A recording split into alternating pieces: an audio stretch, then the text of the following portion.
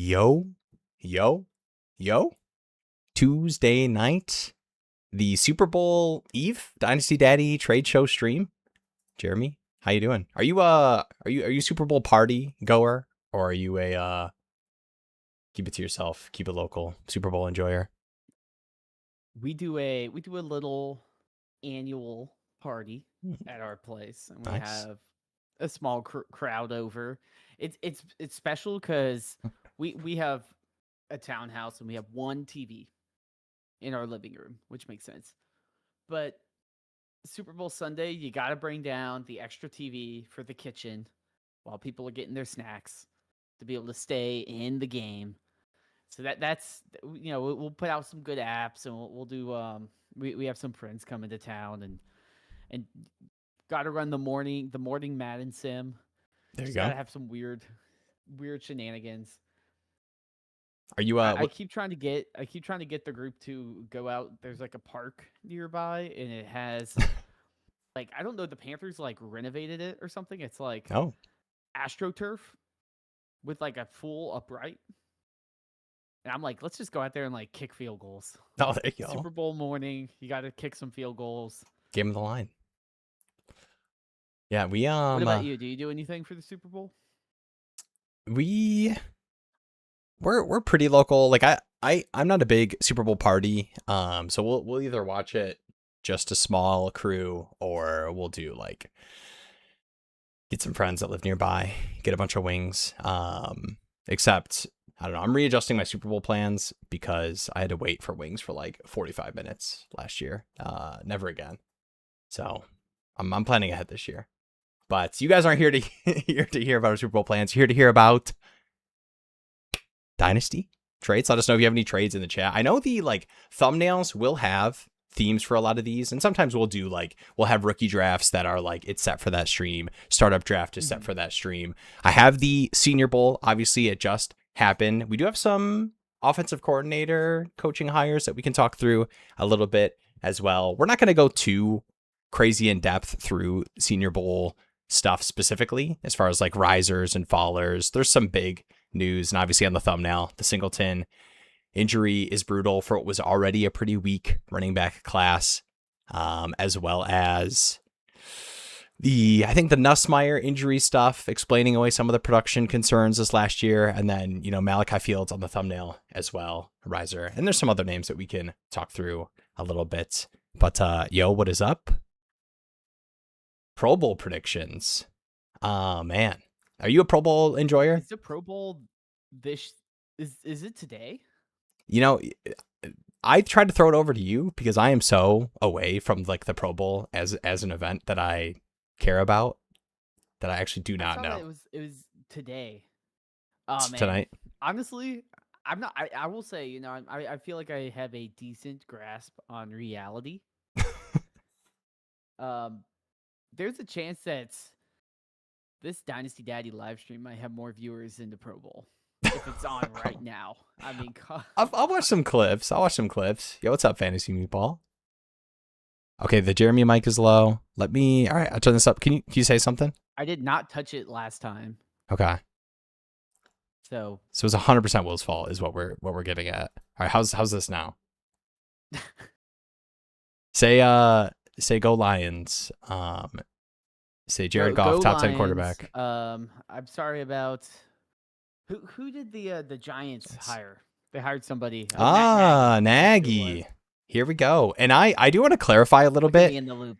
Okay, I did throw up a little tweet and about the Chiefs being, the highest pass rate team over expectation this last year, and the Ravens, obviously, Harbaugh, the head coach, who is not very involved in any of the play calling for the Ravens for ever. So I do think Nagy probably a little bit more impactful as far as the offense goes. There's not a lot to be excited about, I think, from a Giants fan. If you're a fan of Jackson Dart, if you're a fan of Scat, Neighbors, Wandale, if you think they're going to draft one of these rookie receivers. Nagy, the only thing I can give you, we had the one Trubisky season that wasn't too bad. He had Trubisky and Fields to work with, and I guess Foles as well in Chicago. Yeah, I guess the tough thing, like thinking back to Justin Fields' rookie season, the like sack rate was insane. And I think a little bit of that we can come to see is not 100% on Matt Nagy with what we've seen from Justin Fields since that point. And Jackson Dart already better at avoiding sacks as a rushing quarterback than Justin Fields was. But I don't know. I feel like I'm a pretty hopeful fantasy guy. So when you hear me just like already down on something like this and not really trying to find grasping at straws for any positive outlooks for neighbors, yeah. Is there anything hopeful you have for this other than let's hope it's just not?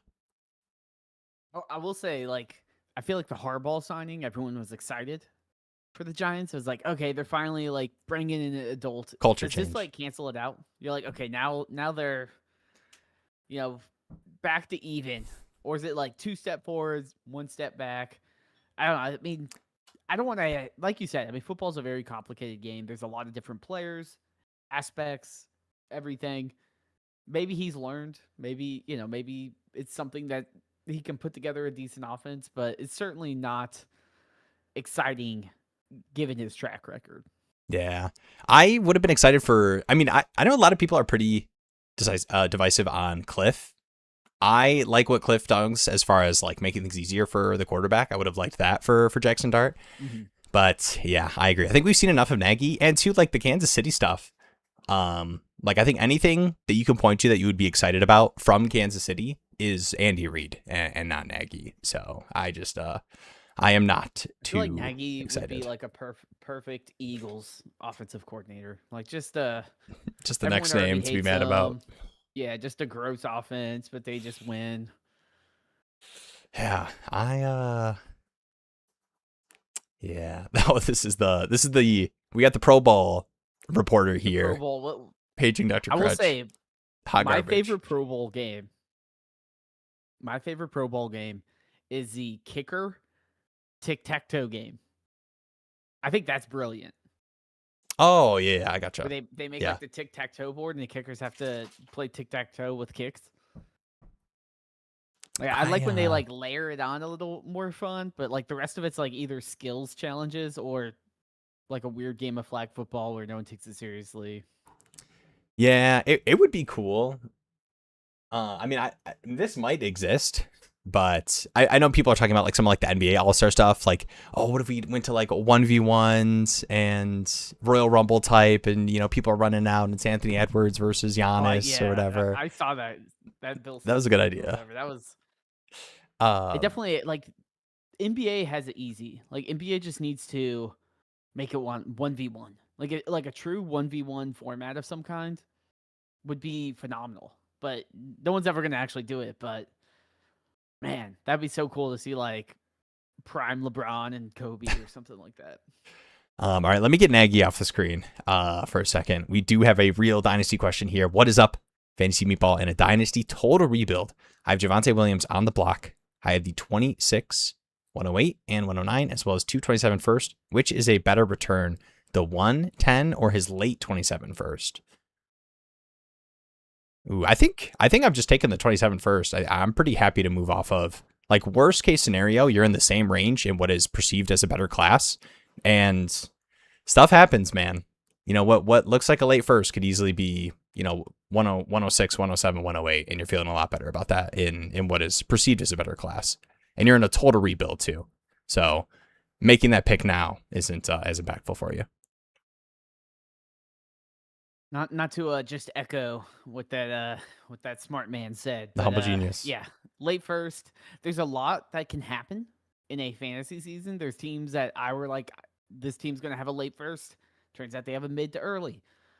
And the fact that like if 26 was loaded to where that 110 felt good, sure you can take that, but it's a weak class anyway.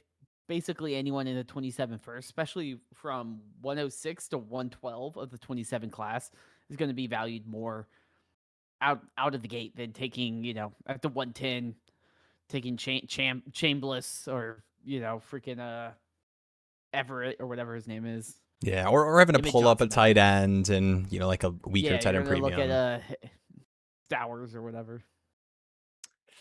Yeah. And I think so. What did you say? This is the third time I've asked Jeremy this question, and it's not because I keep forgetting. It's because I want to keep checking on this. What is your range? You said it was that you would move for a random 27 first, which is a little bit different than a late one at this point. I think my range is probably the 106.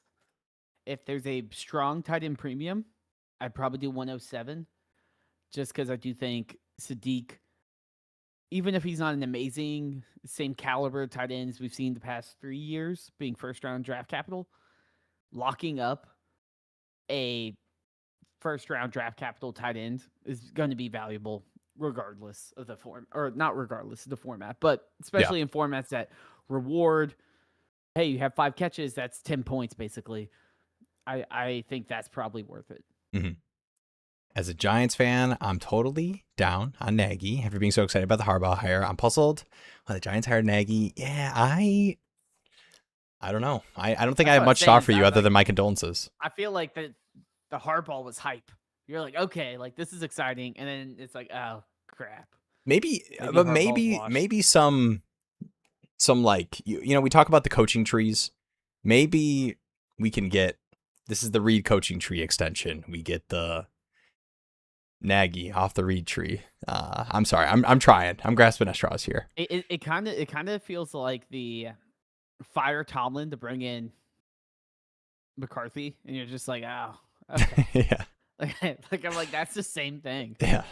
That's basically the same thing. But we do have one live stream ask, and I usually preview these, but I did not. So let's just let's break this down together. That was some behind the scenes for you guys. All right, here we go. So this is in the Dynasty Daddy Discord, link in the description if you're not there. Also, like the stream and subscribe if you're not subscribed. Stick around this offseason. We're going to start ripping the offseason Dynasty content post Super Bowl while also keeping these live streams going. Here's the question. I have problems with people online using NFL draft landing spots. This is like mock draft landing spots, I assume. Like the 123, for example, 23rd pick, has a significant value additive to rookies. If the general class has a strong depth of running back, teams will not be as incentivized to grab them, pushing their value down, especially when the defensive class is elite in comparison to fantasy positions. When you model rookies, do you have a class bias indicator that inflates or deflates value for a given position? That second part is really interesting. I think the first part of this question makes me think back to last year's class a little bit, when people talked about the depth of the running back class with like how Scadaboo and Tootin looked as prospects, and those being 4th round picks just because of the strength of the class versus in previous years. I don't know if that'll apply as much this year. Maybe the wide receiver position. And obviously this is kind of in the midst of me starting modeling, and I'm starting at the top too. But yeah, the class indicator is kind of interesting from the perspective of like the draft capital number itself, right? Versus something else. But I don't know. I don't want to think about it in terms of running back, because I don't think of this as a very strong running back class. Like I'm not really. I think any of those are being pushed down because of that. Yeah, I mean, I think I haven't done any deep player modeling of, based on like draft capital and prospect scores and things like that. But I do think a crucial part is more of like it's a singular data point. And as long as you have enough data, that should correct any sort of outliers. Because there's a lot of factors that could cause a player to not be drafted at a spot that they would in a different class. A great example is like the Malik Willis draft, where we didn't even have a quarterback go in the like top 15 picks, which there's not many years that happens. And then there's other drafts where you have, Drake May going 3rd overall or 2nd overall, and Jaden Daniels, and I think Drake May went 3rd overall. Maybe, I forgot. But I mean, you had 3 elite quarterbacks that would be 101 in any other draft class. So it's something like, it's hard to take out that bias. I think really you got to say there's certain ranges, right? Like it's like top top 45 draft capital probably is what matters to fantasy football. When it comes to wide receivers. Now, running backs, you say, well, day two. Day two is a very broad.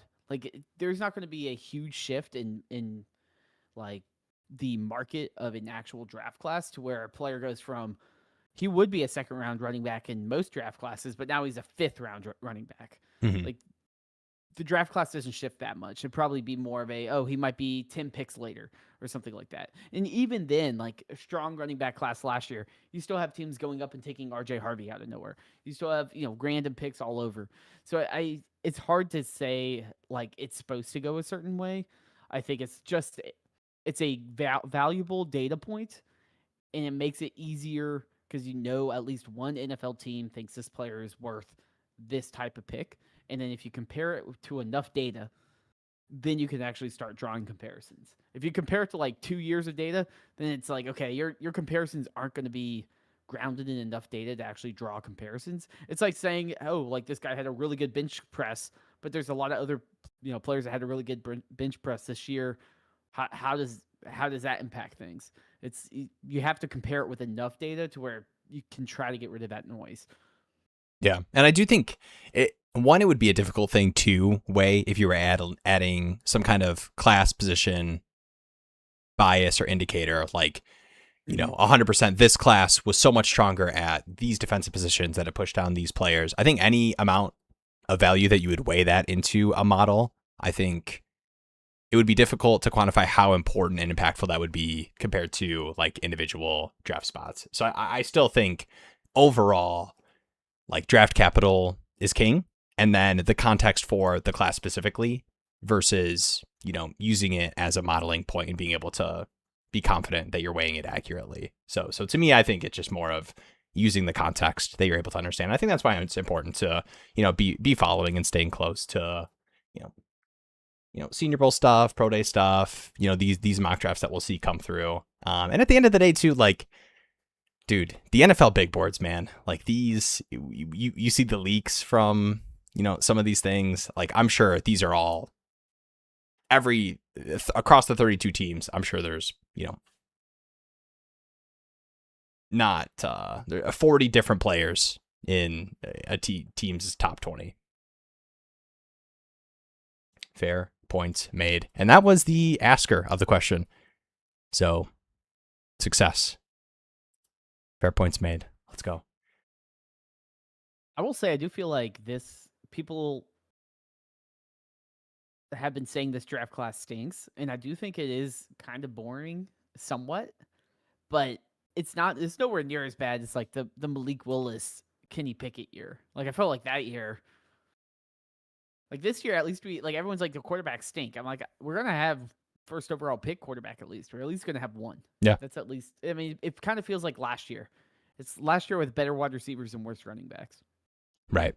Yeah, and there's some names too that can kind of rise up. Like Tyler Shuck being added to the equation last season. That could easily be Nussmeier. With ties to the Steelers and stuff. Like there could be spots and landings for Ty Simpson that make people more interested in taking them in second round ranges. That pushes up other positions. Jonah Coleman, Emmett Johnson.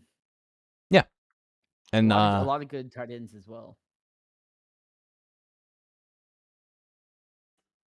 Yeah, I still do think, and we've talked about it a couple times. I'm really excited about these receivers. I'm a Lemon guy right now, and it's a little bit. I don't know if it's like the Amon-Ra slot PPR bias I have in me. I'm excited to look at those three, but I do think that the top of the class will feel real strong, and I'm sure in my 106, 107, 108 ranges, I'm really going to be trying to move in to that top four if possible. Just be patient. There we go. Nasty landing spots. Yes. And that'll be something we look at too. We'll be doing some mock draft breakdowns where we'll be mock drafting rookie mocks off of, Daniel Jeremiah's mocks as they come through and just kind of get a feel for possibilities. That's what the offseason's all about for Dynasty. It is interesting. I do feel like a lot of I'll post these trade questions. I posted one today. It was the 104 for Rome Odunze. And it's crazy that almost everyone was on Rome. And to me, like I look at it, I'm like, you basically re-roll Rome. Yeah. For one of these top 3 wide receivers. And to me, that they're the same tier. I mean, these guys are very good. I think everyone gets bummed out about the depth of the class, but the top 5, like you said, I feel great if I have a top 5 pick. I think all of those guys are the same. All of them have the same upside as Nick Buka or a Tet or any of those wide receivers, if not more. If they get in a good landing spot. And it's easy to have a wide receiver just go in, make a difference within the first 3 weeks, and then all of a sudden they're top 10 dynasty wide receiver, and you can sell them for anything. So yeah, it's exciting to have the players that you want, right? Like, and I'm not saying obviously we haven't drafted the picks and we don't have all the data, but I mean every year has like a Caleb Johnson or a Judkins or like players that kind of underperform a little bit according to the draft capital. And then they have players later that hit. So to me, I'm certainly excited for the the opportunity to draft some of these guys if I have those picks. Now, if I'm kind of the 107s, the 109s, then I'm like that's when it gets a little bit harder because it becomes more gray. Of do I take a Ty Simpson? Do I take a late first round KC Concepcion or something like that? Yeah. How do you think about this? What do you think about this? Top 5 stronger than last year. That's tough. We got Genty, Hampton, Genty, Travis Hunter. Travis Hunter makes things interesting too. If you put Tet and then Cam Hampton. Ward. Cam Ward probably, some people push Henderson up, probably close to, if you're drafting. Henderson was like 106. Yeah. It would probably have to be like preseason rookie drafts if anyone was doing those that he would ever get up to, 104, 105.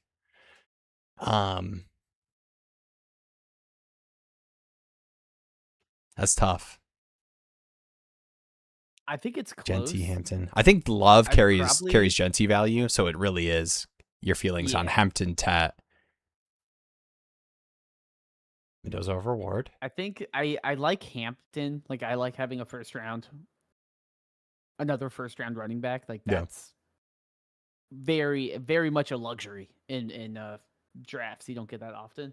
Mm-hmm. I know he didn't do as amazing as everyone was hoping, but still put up solid numbers. I don't know. I think it's close. I think last year I like a little more at the top 5 just because there's more flexibility of what you would need. This year it's like if you have good wide receivers, adding a Lemon or Tyson isn't as enticing because you're like I'm already set there. Whereas in last year's class, you could say, "Ooh, I'll take the Cam Ward, I'll take the Hampton, I'll take the Travis Hunter, I'll take whatever I kind of need in this range." But to me, it's like if you need wide receivers, this is better because you're sitting there and you're like, it doesn't matter. I'm gonna get a good wide receiver regardless. Yeah, it's also the top 5 is interesting too because I was thinking about having like the 104, 105 spots and the options you had to move down and still feel good, kind of in that like late mid first when you were looking at like Igbuka, Judkins, obviously Henderson, the tight ends, whatever the tight end premium was. Yeah, just the what's for dinner. This is a basement kitchen that is not used. There's actually a mirror on that stovetop there. Is that a mirror? Yes, we're doing some recently moved in. It looks like you can see through it, but I guess it's the new crib. Do you want me to bring the mirror over here? You guys can see my temporary setup while we're remodeling the office basement. That's that kind of is an off-season stream activity, but we'll lock in here. We got some actual questions coming through. Lemon equals Hampton. Or a Will basketball stream. Yeah. Ooh, okay, Lad or Lemon? Man, these are, I mean, obviously a lot of these are like pretty, you like want to lead landing spot. I mean, right now, if you tell me I get Lemon top 15, I'm taking Lemon, and I'm a Lad guy. I like Lad. I think there's so many mouths to feed I was about to say San Diego, but in LA, to me, if Lemon gets a good spot, high draft capital, I might as well re-roll because at worst, Lemon's probably going to be valued like Lad was after the first year, after the second year, where he's kind of that fringe wide receiver 1 value. Lemon already has that baked in. It's now, can he prove that he has top 8 upside? Can he be the neighbors? Can he be one of those guys? And that's why, to me, if I have a Rome, if I have those types of guys, if I can just swap them for a Tyson, a Lemon, it's probably worth it just for the potential upside of if I hit. If I don't hit, then I basically traded it for another lad that some people will believe in, some won't, and then I can just try to re-roll them again until I get a big hit. Yeah, and what I really want to do is put yourself in your headspace of what you think the vibes were across your league for the rookies during individual games across the last couple seasons. Like, people want rookies to hit. So like the good weeks from Romadunze, the good weeks from Igbuka, McMillan, like people believe those so confidently that this is like this. I just had this. I was just talking to somebody. What's the word for exponential? It's like there exponential. We go. There we go. I got it. We know math. The exponential growth. No, it's just like the hype and hopium for rookies, and especially if you have a first round draft too. Just like the hit rate of first round receivers makes me confident that even if you're taking on a little bit of risk, that I think the kind of overall consensus hopium is there. If you need to move off of Lad or Levin versus Lad.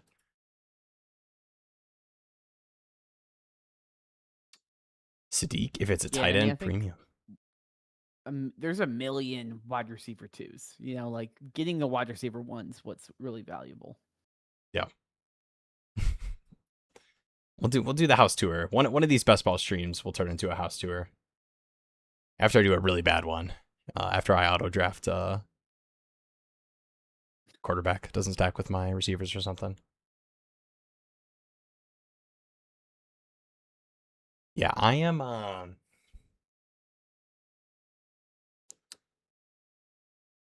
Let me ask you. Oh yeah, go for it. I was gonna respond to Jake talking about he used to live in Chicago, so he's used to the snow. I don't know if you're aware, Will. I don't know how much snow you get up there, but we get some snow down here in Charlotte, North Carolina. We got like probably a foot of snow, which was ridiculous. It snowed all day Saturday, but I mean, I'm a fan of snow until it's like day 2 or 3. And it starts getting like brown and mushy, and like everywhere you step, I have to still wear boots so I don't get like my socks wet when I take the dog out. That's when it gets annoying. Obviously, when it's happening though, it's like the perfect type of aesthetic. Like I'm like, ooh, I feel like I'm in a snow globe. I don't get that often, so it was fun. I enjoyed it. We made snow cream, which I don't really know what that is, but that was fun. That was tasty. I'm anti-winter. And yeah, you're anti-winter. Yeah, I'm not about it, man. I like my good weather. I like being able to go outside, you know, play basketball, go for a run. I just feel like I'm much more happy as a sweaty man than as a cold man. And I will say, Fantasy Meatball makes a good point. When you have to go to work, I do work remote, so this definitely changes my view on it. Because to me, I'm just like, oh, I can sit back. I just buy a little bit of extra groceries. And I have a good time. But if you do have to work and shovel and drive, like that sucks. I don't want any of that. That's fair. That's fair. I would love Charlotte. I was supposed to go. We've got a South Carolina friend I went to college with that I was supposed to visit. So I'll probably be somewhere south of Michigan in my future. We'll have a IRL stream. We'll do a live show. There we go. We'll run some wide receiver QB reps or something. at the Panthers Stadium. Let's go. Dynasty Jake will sneak us in, and then they'll be like, "Who's this guy in the corner typing on his laptop?" Just make sure we don't show Bryce Young any of Jeremy's clips of his analysis. We do have A. I'll just say I was aggregated. I think he'll understand. I think if anyone understands, Bryce Young will understand. We do have a live stream ask, and I think it is a question about the team, as well as this specific trade with shout out to Shane Says, but this is coming from Big Diaz Energy. I'll read grew up on Long Island. Some bad blizzard, no fun. Give me the heat, as long as it's not too humid. Okay.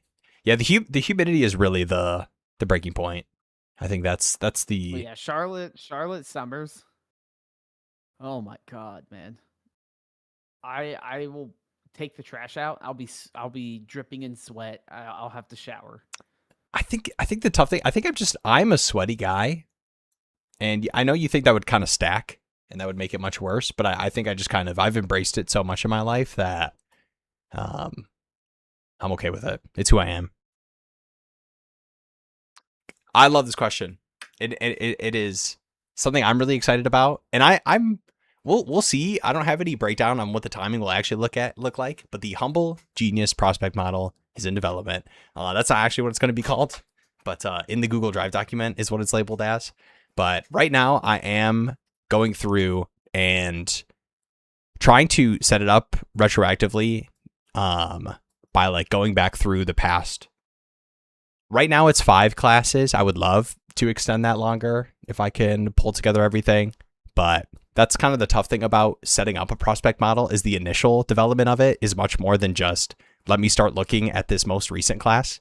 Like if it's an actual model, you want the model to be set up to be comparing, first 3 point per game production for each individual position across, the past 5 seasons for all these different positions, different draft capital, what the prospect score would have looked like heading into the draft. And not just base it off of individual production. Like you want to be weighing all that stuff retroactively. So it's going to take a minute, but it is in development. So we'll see. One if/when I get Jeremy approval, plus if/when it actually gets put together, there will be some sort of rookie prospect score breakdown alongside all the other rookie stuff that you guys know to love, like the actual ADPs that we pull through. Oh my gosh. I think that was my first ever Dynasty Daddy that is 100% not and 100% Jeremy, that Jeremy pulls through for the site. I've never done that before. I've never slipped in a for something I've never done in my life. Well, I'm looking forward to the Humble Genius model. That's something Will's been teasing for a while, so I'm excited to see what the Humble Genius cooks up. Well, luckily I don't think we have too many wide receiver cornerback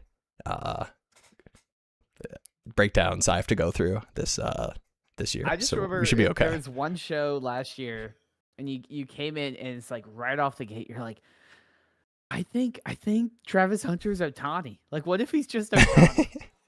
I think the worst thing about this all is I have packed my bags, and a lot of it had to do with a lot of it has to do with the way that I operate. So to me, like when a player gets hurt and I'm contending, I am very quick I will cash out for 80% happily. All you tankers come to me, take my 80%. I could turn it into production for this year. So I ended up moving off of a lot of Hunter. But all the other people that are bag holding Hunter, I am holding with you in spirit. Just know that, okay? He is good, but he just might not play wide receiver enough to matter. And especially after the Jacoby Myers trade, and yeah, it's like just Parker Washington breaking out and BTJ still being there. I do think you need to eliminate one piece of that puzzle before you can feel good about Hunter. Yeah, you just get blindsided by I think the tough thing about Hunter is I think the things that you wanted to see, you got to see. Like, and it's you don't want to go to that Rams game A lot of the production came, from behind in the second half, but still, like, he has these big plays in the bag, and they were starting to use him more. And then you get the injury, and then you get the Jacoby, turns into an extension. Yeah. Parker Washington breakout. Just a lot of feels bad, man. And the offense is good, too. Like, that's, like, the worst part. You hit so many of what you needed to hit for Travis Hunter to be elite, and I just don't know if we'll get it. All right. Enough about me crying about Travis Hunter. Here we go. We got this trade here. So this is go down here. This is a 12 by 11. I believe this is there is big play bonuses for yardage and touchdowns. There is big game bonuses. So 300, 400 passing, 100, 200 receiving and rushing. Tight end premium, 0.25 passing first down. How do I find all these and then I lose the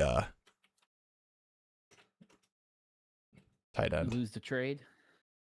No, I got the trade here. I lose the tight end bonus points. Do you see any tight end premium? Okay, 0.75. Yeah, it was hidden. It was hidden in all those yardage bonuses. That's why I missed it. I will say, doing all these streams, I get annoyed looking for that tight end premium. So stay tuned. Stay tuned. Maybe cleaning it up a little bit. This is all 100% this is a Will feature. Me stumbling going across that on stream. Jeremy's like, all right. Will is seen. I'm like the average intellect of a Dynasty Daddy user that Jeremy gets to work off of for site updates. I will say it was so stressful when I first started playing, and I like first started seeing the site pulled up on streams, and I'd be like, I'm like, I hope it works. I'm like, if it's live and then like it like bugs out on something. So 0.75 10 in premium. You got the big play bonuses, first down bonuses as well. Diaz is getting Marv and Malik Willis and $30 fab for Judkins, Daniel Jones, and the 405 has a Dak Prescott, JJ McCarthy team. Trade is completed. Yeah. Okay. Okay. So this is, I could probably find this. This is the. Oh, I guess this is kind of a two-parter because Diaz did have another question. I don't know if you have the live stream ask pulled up, but he did have a question, I think, on merging to 2026. Yeah, I responded on there and I can talk about it as well. Okay, sweet. This is... What's this league called? Yeah, I was looking for that. This is No Flex.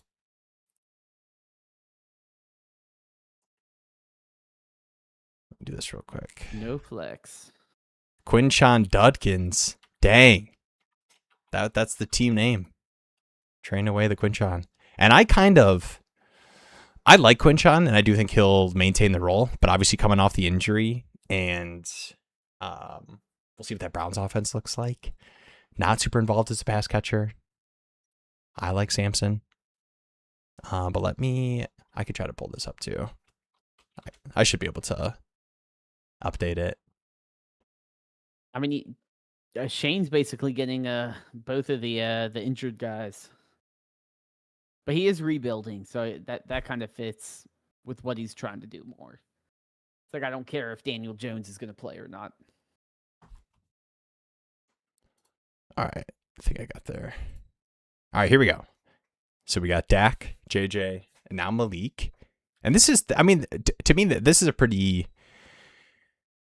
I don't want to say super confident bet that Malik 100% is getting a starting job. But, when you compare it to Daniel Jones with the injury and the uncertainty there. I know you're not the biggest Marv guy, but. Yeah. I don't know. Are you okay moving off of Judkins with on this kind of team? It is full PPR. You do get the Malik Willis bump potentially, especially since your QB2 is JJ McCarthy as well. Malik Willis is probably your starting quarterback week 1. I don't hate it. I'm not the biggest Marv believer. I'm much lower on what people think of Marv. But that being said, if Marv is going to hit, it would be this year. New coach, brand new coaching staff, probably a brand new quarterback. If Marv can't make it happen now, then he kind of is forever a wide receiver too. That being said, I don't hate it because I think more it's I like Quinshon Judkins. I think he's decent. I know some people don't like his efficiency metrics. I don't really care about efficiency when you're on a bad team in your first year. Like, running back situation can change a lot. But I do think you don't have a quarterback. Daniel Jones is banged up, and I think Daniel Jones, to me, is someone I don't know if I want to pay the sticker price for at this point. Because Achilles is tough for a quarterback where mobility is kind of his thing. That was kind of his extra edge in fantasy football, was the mobility he added. So I'm fine getting off two guys with terrible injuries and plugging in two guys that are going to kind of round out my room. And you also got Bucky, Hampton, Etienne, Woody Marks, Stevenson coming on strong late. He sounds like he'll probably be involved next year as well. So I don't hate that at all. Yeah. No, I think there's a real chance that Daniel Jones is in the same kind of situation that he was heading into this last season with Richardson, where it's very much a QB camp competition. We'll see how Daniel Jones looks coming off the injury compared, with whatever veteran, or hey, maybe you're getting the stack, Arizona. Maybe you get maybe Kyler to Indy. Oh jeez. No, I think, and I do think running back too. It's kind of interesting. I do kind of want to look at this format a little bit closer when analyzing, because I do think that the Judkins piece of this is kind of a big piece in terms of when Judkins is off the injury, how much of with this specific type of scoring, how much do you think that impact matters versus the Marv year 3 breakout, that new coach, new OC? Because this is are there any rushing? Okay, there is rushing first down. Rushing first down? Yeah, 0.5. Also is receiving first down, 0.5. Pass first down as well. I like Malik Willis. I think ultimately what tips it for me is just assuming both Daniel Jones and Judkins to come back healthy and be productive next year is not something I feel like I want to bet on. One of them may, but both of them is tough. And when I don't have a pretty confident QB2, I'd rather just say, give me the Malik Willis. I can sleep at night knowing I at least have a quarterback between Brissett, Sanders, Willis, McCarthy. Mm-hmm. I know I have one guy between that. And I don't need to worry about the Judkins. And then, sure, you can play the Marv game. I'm surprised people are still so in on Marv, to be honest. Because, he's the Cardinals wide receiver too. But people still love Marv. You can still get a lot of value from Marv. So, you know what you can turn Marv into? He has a decent game. You can flip him for a 27 first and call it a day. You can probably turn Marv into Judkins production that's 27 years old. Also. Yeah. Or, plus a third or something. So running back, especially on this team too. You got Hampton, Bucky, Etienne. I'm pretty confident if he's not returning to the Jags, it's because he's, in another decent role. We'll see. I'm not a big Woody guy, but you were talking about Ramondre. You feel good about too. So there's a chance you don't even need to, change or fix any of this running back room after that move. And I totally get the JJ fear. I'm much more likely to do these type of deals where I'm making a bet on the Malik Willis quarterback situation when I'm a little sketched up on my QB2. And I'm not 100% sure that the head coach and organization want that quarterback to start for that team for the rest of the season. Yeah. Yeah, we didn't break much on there was the LaFleur hire for the Cardinals. There was also the Quasi GM firing for the Vikings. But yeah, I don't know how impactful that will be. I think I'll be very intrigued to follow the Vikings offseason when it comes to how they attack the QB2 position. They've been pretty outspoken that they will be addressing it. And I think even if there wasn't sketchiness with JJ, I don't think that team would be rolling with their current quarterback room, regardless, based off what we saw from Brosmer. Oh, I forgot about Brosmer. sorry to invoke the name on Christmas. Please don't do this. I will say, can we move past it? Story. One of my friends has a Brosmer jersey, and he didn't know he actually was for like the Vikings in the NFL or from college. He sent a picture and was like, "Look, I got this Brosmer jersey." And then I sent him the clip where like the ball, like he had the football and like ran back 30 yards and like fell on his face and fumbled it. And I was like, there's your guy, man. And then beat the Lions. It happens. Next year we won't get too owed by the JJ McCarthy, Max Brosmer Vikings. You never trade for a random quarterback. You never send away like a 3rd-round pick for that. The trades for Brosmer, if you go back and look at those videos, there's like people sending like 2nd, 3rd swaps because there's good reports that he's like. I made like claims. I added. Yeah, that's as far as I go. Yeah. As far as I go, I'm not sending a pick. I'll give myself the Brock Purdy out, but I was not very hopeful. Yeah, I was going to say, when you talked about quarterbacks, I was like, there's times like I'm fine with some of my 3rd, 4th swaps for Flacco last year. Like that needed to happen. But yeah, the Brosmer types are, that's tough. That's brutal. That's nowhere near the like Shuck, right? Like where you see what happens with Shuck versus Brosmer. Like those are 2 way different situations and scenarios for, quarterback hit rates. Love the kitchen setup. Will moved into a new place. I did, and did have 1 or 2 live streams in the actual office, and then we had a bunch of water that came through the floor, so we had to rip up all the floor and the walls, and we had to. I'll start a GoFundMe soon. I'll share here, but like $7-8 grand to get the water situation all resolved. So in a couple weeks, I will be out of the kitchen in my basement and into the sweet new office I'm building. Shout out to my wife. She's asked me a couple times if I want the walls painted Honolulu blue, and I love her, and it's very sweet. Lions colors.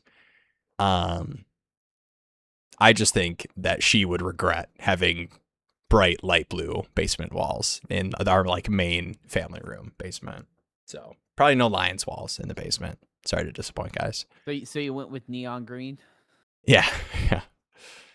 No, I'm partially colorblind as well. There's a little Will lore fun fact. So we're doing some kind of white, tan. Who knows? You guys can tell me what color it is when we stream. What's like what's it called? Millennial beige? Yeah, or something like that. Like the that would not surprise me if that was what it was. Kicked this guy with the Brosmer jersey out of our home league not too long after this. Dang, that's tough. Part of being in the leagues, you got to respond, man. That's true. I know. I'm gonna be a better commish this year. Shout out to Big Diaz. Now that I am officially have accepted the role, and actually Diaz, I feel like you've kind of taken over as the Charlie Daddy commish, but we can touch base on what that all is gonna look like. Now that I am officially the Daddy commishes, or the commissioning the Daddy leagues, I'm locked in, guys. Okay, don't worry. Kyler price looking juicy these days. Bye. Tristan, where's your Kyler landing spot? Because I think as much excitement as people will bring to Malik Willis getting a starting gig, the money stuff makes it weirder for Kyler. Obviously, like it's a lot different for a team to go out and acquire Malik Willis than it is to, get Kyler on their books. But what do you think is? Do you give me your dream spot, Tristan, and then give me what you think is going to happen? Because I don't think Kyler is a bad buy from teams that have kind of penciled him in as not starting next year. No clue. All good. There's some dream spots. I think the Vikings are kind of interesting. I think Minnesota would probably be the best because I think they could scheme him to kind of play to his strengths. If you're dealing with JJ McCarthy, Kyler's an upgrade. Yeah, I would have loved to see the Dolphins If McDaniels was there. But yeah, I don't hate the Jets. New York Jets. Oh man, I just can't imagine Aaron Glenn being excited about having Kyler as his QB. But well, he's getting screwed because Dante Moore's gone, and they have the second pick. Yeah. So it's like what can they do? Is that they got to bring in someone? It's got to either be like a Willis, like maybe an Anthony Richardson, but I don't know. Like they have to bring in somebody. No, yeah. 100%. It's going to be kind of another gap year. Did you hit this Dynasty Savvy 6485? Hit it. Wait, did I? Oh, I think I clicked it. I did. Guys? I did the classic click and go away. My bad, Dynasty Savvy. Thank you, Jeremy. Go for it. Okay. What's up, guys? What would you need on top of the 105 to move JT on a contender? 12 team, start 10, Superflex PPR 0.75 tight end premium.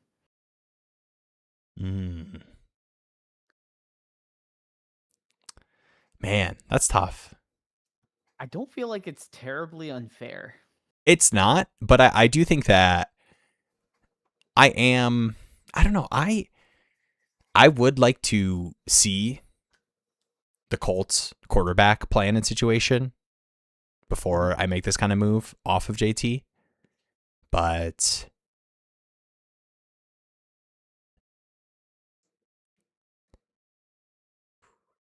I am not a fan of moving off of JT types for like a 105 type pick on a contender. Like, would you do it for a 27 second? 105 and a 27 second. I probably would. I think just the ability to turn that second into a running back on top of whatever you can do with the 105, I think is too good to not do that. I think straight up for the 105, I'm probably holding or seeing what I can get on top. Even though I think it's totally fair. Like if I saw that deal go down, this is 100% just my perspective of I'm a contending team and have JT slotted in as my running back slot. Just like usage expectations for the next couple of seasons, it's hard for me to move off of that and the upside he can give you. Like how many running backs can do what JT did at the beginning of this season, you know? Yeah, no, I agree. I mean, I will say 1 day ago, 105, 205 for Jonathan Taylor. 2 days ago, Josh Jacobs in the 105 for Jonathan Taylor in the 410 and Keon Coleman. I mean, I think that's a beautiful deal. Like I would take Jacobs in a first in a heartbeat, but I think a second is like kind of a fair package. Right? Mm-hmm. Like a second, that's good flexibility. Like you said, let me get a high value shot in the first round. I get a second round pick I can figure out, especially 27, 28, gives you the flexibility to have that extra pick, trade it mid-season when you need to plug and play. Because as you say, off-season is great for trading, but there's no injuries in the off-season. No one has to actually set a lineup. So people aren't going to be like, ooh, I really need to trade for the Ramondre Stevenson or these types of players. You know, like, so you can kind of gain an edge in some ways because you can go out and try to buy on the margins because everyone's going to look at their starting lineups and be like, well, I don't need this guy because I already have 2 good running backs. I don't need this player. Whereas like, you know, week 6, all the injuries and buys, you know, people are starting Tim Patrick Jr. in their flex spot. They need anybody they can get. Yeah. So I think you just kind of have to understand that everyone's going to, you either got to sell the big guys like JT because people are going to always be interested in a stud like JT and maybe find a way to grab some extra value, whether it's picking up those seconds or picking up flyers on other guys that currently aren't super valuable just because no one's injured. 100%. Thanks, guys. If it helps, my RB room is JT, Cook, Walker, Pollard, JCM. Let me know, Savvy, when you're, what's inspiring you to look into this type of deal, especially at this juncture? Like, I think it's probably initial conversations are having, right? Like, I don't think you're necessarily like in your inbox right now as the 105, but maybe. But what's inspiring you as a contending team to move off of JT to get to 105. Because I think the worst thing you can do is kind of the, I have this contending team. I'm not a part of this rookie draft, but I would like to get into it. And also the 105 range too is, you're outside of those receivers, like Mendoza. I think one team in the top 4 is probably going to take Mendoza in most drafts. Yeah. Like, I think you'll end up with like Tyson or Lemon. Do you think there's any chance that we get Cam Ward fatigue though? Like some of these mock drafts, and I think that you can look back at all these mock drafts, and we should do this exercise. Jeremy, I'm putting this on this. Let's find mock drafts from the same junctures, and we're gonna do a little case study, and we're gonna look at last year's mock drafts, most fresh in mind, and not last year's mock draft, like last year's mock drafts from early mid-February, post-Senior Bowl mock draft, and compare it to what actually happened. Because I do think there are a lot of cases where we get fantasy dramatization, where we get a bunch of receivers and running backs going in the first rounds and tight ends pulled up. And I mean, it's going to be, one example, but I do think it is something to take a look at when we're looking at mock drafts and putting players in places. But what I'm saying that is to say, do you think we'll get Cam Ward fatigue from the perspective of teams that wish they would have just, I'm sure there's some teams that took, Cam Ward over Hampton, or, T-Mac didn't have the most insane rookie of the year season, but, most teams would 1,000% rather have T-Mac right now in their teams than, Cam Ward. So I wonder if we get some Cam Ward fatigue, if we do get all these receivers with decent enough landing spots in the top 15 picks, where teams will just cling to the upside of the receiver position, especially, I do get at the top of the draft, there's a chance those are pretty weak QB rooms, but I wonder if we do get some of that fatigue and players just want to take the positional bet. I just want to shout out our guy, Kyle, highlighted Mendoza over Ward. And I don't even know if I believe, but I think that's going to be the sentiment. Yeah. Is Cam Ward was a player that made some boneheaded plays because he's always going for like the backyard football scramble, crazy throw, kind of like a more modernish prospect. Mendoza looks like that stereotypical like quarterback, right? That he's big arm, kind of like the Burrow type, right? More of that pocket passer type, versus the kind of out of structure type quarterback. Yeah, great arm talent. And I think that's just going to translate.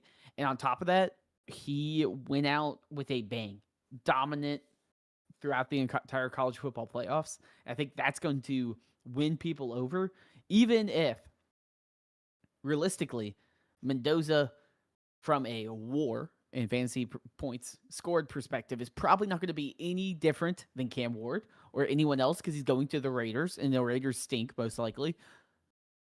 They should have a good coach, but they probably will stink.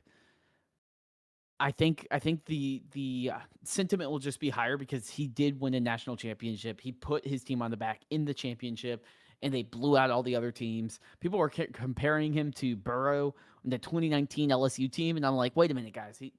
Burrow threw like freaking 70 touchdowns or something crazy.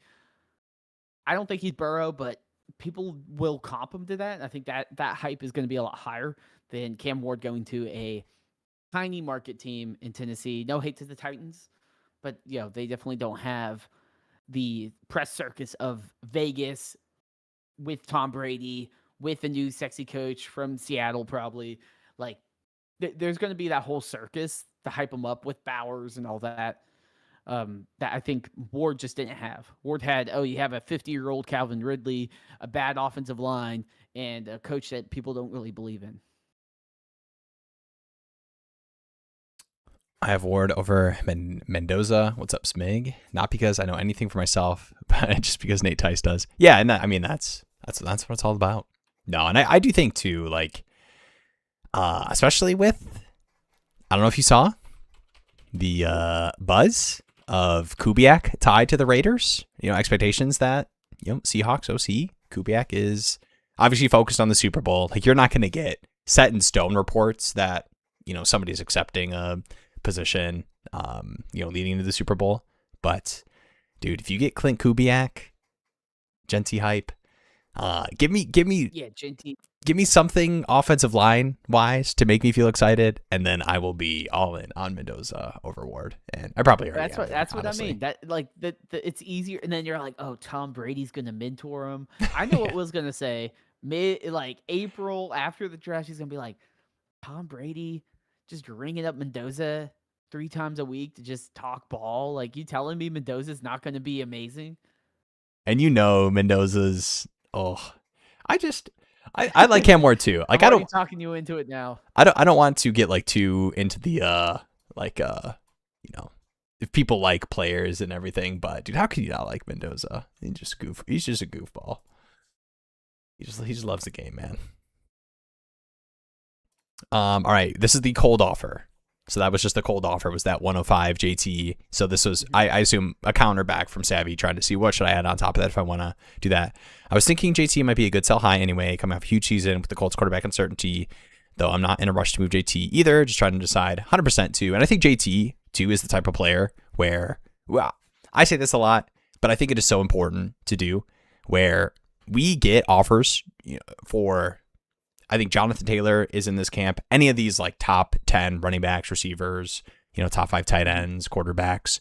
If you are in a negotiation for those types of players, Jonathan Taylor needs to be hitting the trade block. Like, there are teams that are going to be like, you ever get those messages? Dude, I didn't even know you were willing to move off of Jonathan Taylor. You're a contending team. Like, oh, I would have totally sent you an offer. So I would definitely, even before you send something, put it out there that you're willing to move Jonathan Taylor. But I have no issues holding. I know there's hype, and sometimes you want to time out buying the rookie picks at certain stages, but I think the 105 for Jonathan Taylor specifically is not one where I feel like you're getting a huge gain. I think it's just kind of fair, just because Mendoza as a 101 quarterback it should be valued up there.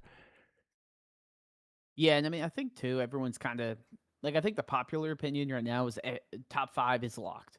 Like, everyone's like, top 5 is a good pick. So I think you kind of do have to pay the premium for that to happen. Now I will say the only thing that like the biggest changing point would be if one of the top 5 players gets injured, or like one of the top 3 wide receivers falls out of the top 20 or so in the draft. And then I think you might see, oh man, it's only actually top 4. So I doubt anyone can actually stretch it to be 107 in the better's like a top pick. Yeah. Outside of maybe Kenyon Sadiq in tight end premium, I think the 105 is kind of the big tier break, and it's either you're in or you're out. Yeah. Yeah, and this is, I mean, I just pulled up, this is the fantasy mock draft simulator. Sometimes I'll pull this up too. I mean, I use this tool a ton in my actual startup drafts. You can pull up the actual startup board, and it will, you can filter to, KeepTradeCut, Dynasty Daddy, and it will take away the players on your specific board. Like, they will be unhighlighted. Is there a word for unhighlighted, Jeremy, or is that just grayed out? That's grayed out is the word, probably. That works. Yeah. Yeah. Unhighlighted. That works. That was a little cockney. What was that? Sorry. But I like to pull these up too as like a reference for like where the street's at with JT. And like in startups, if I am set on turning JT into like Mendoza plus, can I turn JT into Jalen Hurts? Like, is this something I can do if I need a quarterback? Am I able to do this in leagues? Because this is where I'm seeing people. I mean, obviously these values aren't always in the streets, what you see on these boards, but like, JT into Pickens plus, JT into Nico plus versus taking the 105 right now. Okay. You want to hear, here's my dumb conspiracy theory, but we're putting the tinfoil hats on. Okay. I'm gonna let you go full screen. I'm gonna listen to you. I do have to grab my drink. I'll be right back. Okay. Yeah. I mean, all I want to say is George Pickens had an amazing year. Part of me just doesn't believe that Jerry Jones is going to re-sign him. Like, part of me thinks he's just not going to re-sign him. He's going to let him walk, or just franchise, like, have a giant contract dispute with him. And I'm hesitant to pay third round draft capital for George Pickens when we saw the Michael Parsons thing. We saw how he treated Dak. We saw how he treated CeeDee Lamb. And now he has 2 massive contracts on the offense already. And you're telling me he's going to pay a third? I just don't. I don't know if he's going to do that. And so, like, to me, I'm like, I don't want George Pickens at that price at all. Like, I Oh, have no dang. desire to do that. All right, would you take Pickens over these 4th round receivers? Give me all the grinding Flourney shares.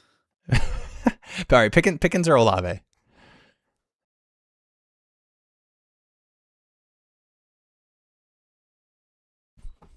I'm making him say it. I think. Okay, I actually like Olave a lot, so I don't think that one's that. I don't think that one's like. I'm not going to jump out at you for Pickens or Garrett Wilson. Garrett Wilson. Yeah. All right. And then Pickens or Odunze.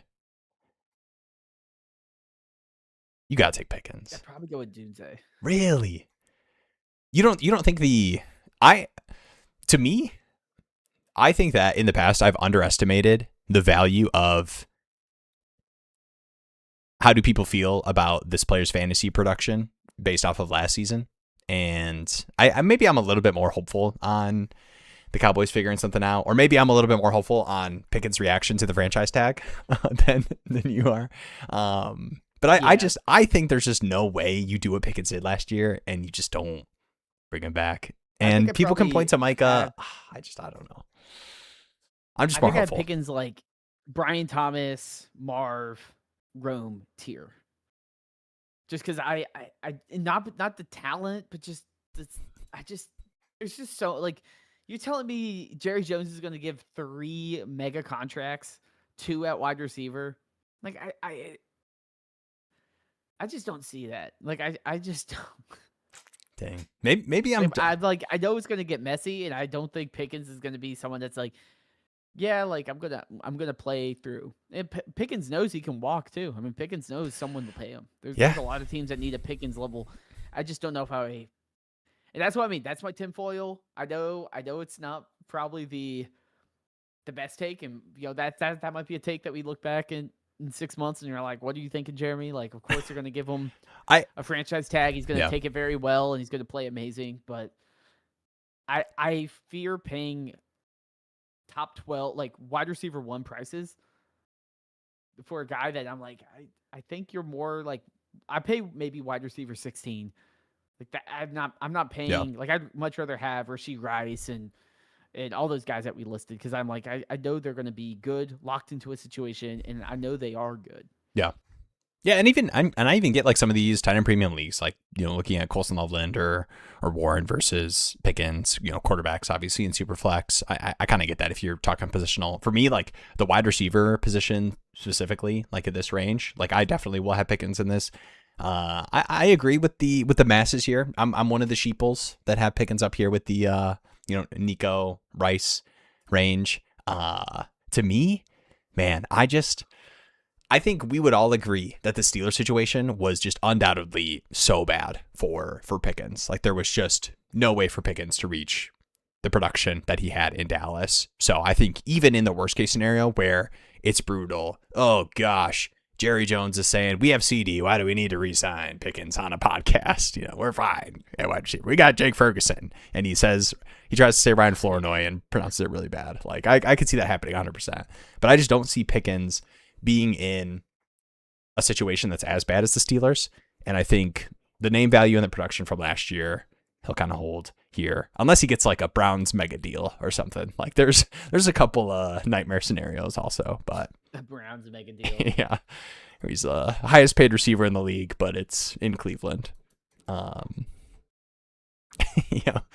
What's up? I just got this. Go Tigers. 97. Let's go. How you feel about Nuss? I'm back in on the Nuss train. I was off the Nuss train because the people told me. I know, I was excited. Well, to me, it was not even like the Senior Bowl MVP stuff. Like I love hearing that he like looks great, looks good. And I mean, there was like people saying that Pavia looks great as well. I don't want to give too much time there, but Brian Kelly ruined. I love seeing this too. I'm a Nuss guy. I think the highs of Nuss are like so good that I see it and I'm willing to take a shot. Like I took a shot on Shuck in a couple leagues this last year. I don't even think Shuck is like 100% a massive hit, but a second/third round quarterback that gets a starting gig at some point in the rookie season and looks like they're going to start the next season, that's a mega hit. I don't even care how you feel about them, like fantasy production wise. That's a mega hit at that range in rookie drafts. But Nuss, I think the highs are so high they look great. The lows looked terrible. So there was a little bit of me that was backing off because of that. But I am so down to explain it away with Brian Kelly and with the injury. I'm so down. Because I actually do think that you could see visible differences that you can point to the injury. So I'm with it. I'm happy to hear from Go Tigers 97. Let's say he's like an early third round pick To the Steelers. Do I get to like pick the spot? Jets. Yeah, you pick what spot you want. Early third, pick 70 or so. Like, where are you taking him in a startup or in a rookie draft? I think with this class, he'll probably end up going in the Shuck range, and I'll probably be okay taking him there. Because Shuck was what? Shuck was like a third, like a late second, early third type of pick. Yeah, I could see myself being okay taking the swing there, just because the hit at that position matters so much that any chance you get at a start, like you were just talking to me about what people were able to flip Brosmer for. And that was just off of like the conspiracy theory, JJ sucks, which means Brosmer is awesome. Yeah. It's like, he gets Brosmer can, he has to play. Yeah, he's the playbook on the back of his hand. He's sitting on the sideline shaking his head at all these JJ missed anticipation throws. I would have ripped that right there. No, I just think like it's super flex, the quarterback position, even though it's going to be an interesting talking point as far as startup drafts go for how you build it out. In rookie drafts specifically, that's a whole different environment. I am very happy to take that swing and that shot versus, I mean, we'll see. I'll probably have a couple of my guys when we get through the Humble Genius prospect model, but no, I think that kind of. I'm excited for the Will my guy. Late second, early third range. The Travis Hunter. Who's this year's Travis Hunter? It might be Nussmeier. Oh gosh. No, I'm down to be in on Nuss if we do get that kind of second. Third is going to be a little bit tough. I think when a QB falls that far, especially with how many open QB starting spots there are in a weak class. When you look at the Jets, how the Cardinals are going to attack it. Obviously, we're just talking about the Steelers and some connections there. So we'll see. We'll see the Colts. I will say this draft class, I'm very excited about the tight end class. Like even outside of Sadiq, I think like Stowers, Klarn, Trigg, Justin Jolie, NC State guy. I mean, I think there's going to be a lot of decent value in those like mid-second, early thirds, in those big tight end premium leagues. I'm just going to take a bunch of random flyers on these guys, and you're going to see them get some sort of role that can be flex worthy. Just like how we had Fannin last year, I think we'll be like, oh my gosh, it's Justin Jolie and Stowers are getting 6 targets a game and putting up, 8 to 12 points, and you feel decent about that. Yeah. And I think too, I mean, along those lines, I think the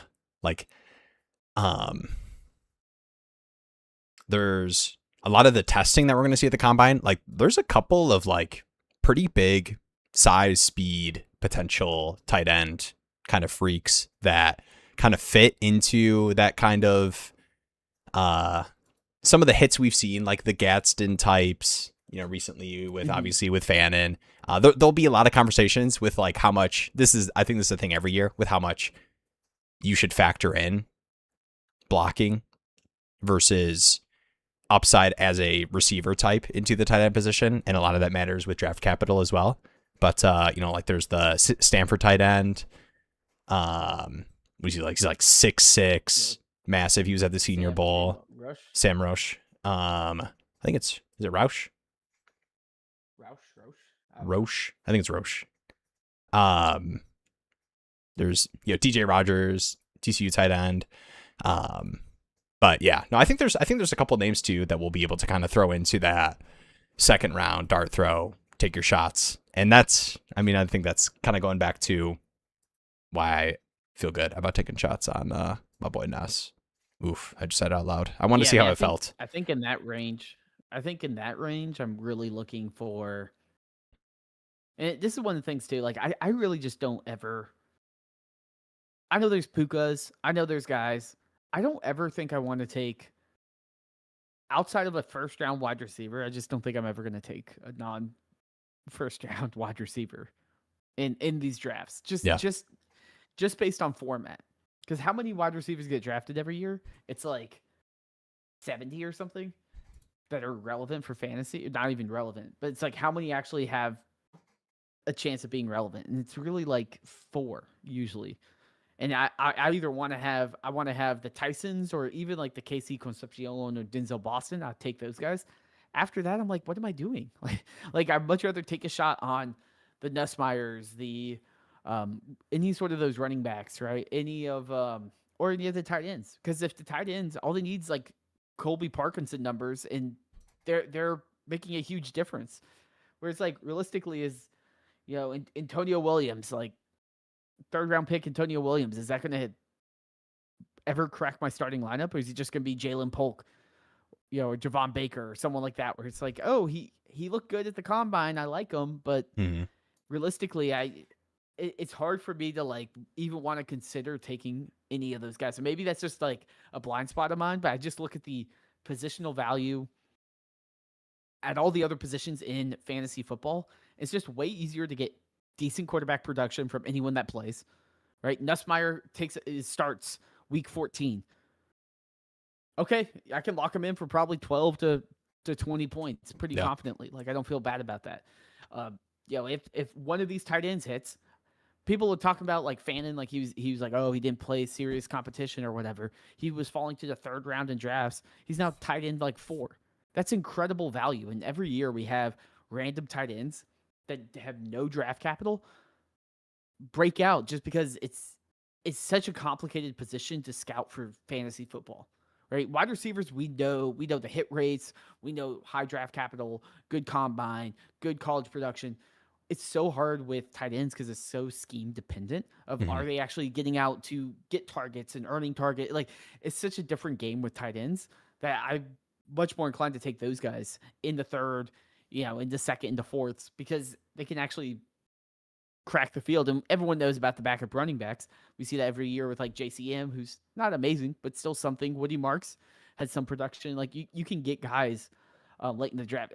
It's just harder because like every once in a while you do get like the Amon-Ra St. Browns or the Puka Nakuas, but realistically, how many darts do you have to burn on random wide receivers that you cut after the first year before you're like, okay, this is not how I want to be using my picks? Yeah. And this is another thing too, where like the hype and kind of hopium perceived values for a lot of these bets we'll have conversations about come, rookie mock landing spot wise. But I do see Dynasty Savvy. If you inherited Cam Ward as your QB2 on a middle of the pack orphan team, would you roll with him or try to turn him into Goff or Baker, hoping to contend right away, though it's not critical? While we're thinking about this, I did want to pull up. This is actually my Alpha Daddy team. And no, I'm not just pulling up this team because I won the championship this last season. No. It applies. The free spot on the bingo card. Every time I mention that I won the Alpha Daddy League last year, I feel the need to mention that it was by 0.5 points. And could have easily been swayed the other way if Puka had caught that crazy catch against the Falcons. That was kind of bobbled at the end. That is crazy. That was insane. Oh, that was one of those, like, I'm happy I was watching that live and in the sleeper chat to be able to call that out and talk through that with shout out to Dabadoobie. Great matchup. But no, all that to be said, this was a similar position where I had a contending team that made the playoffs, and you can see I was 8-6, and I believe this was first round of the playoffs, or maybe it was heading into the playoffs. I made this trade that I'm going to pull up here, and it was 2 seconds, Marshawn Lloyd, and Ollie Gordon.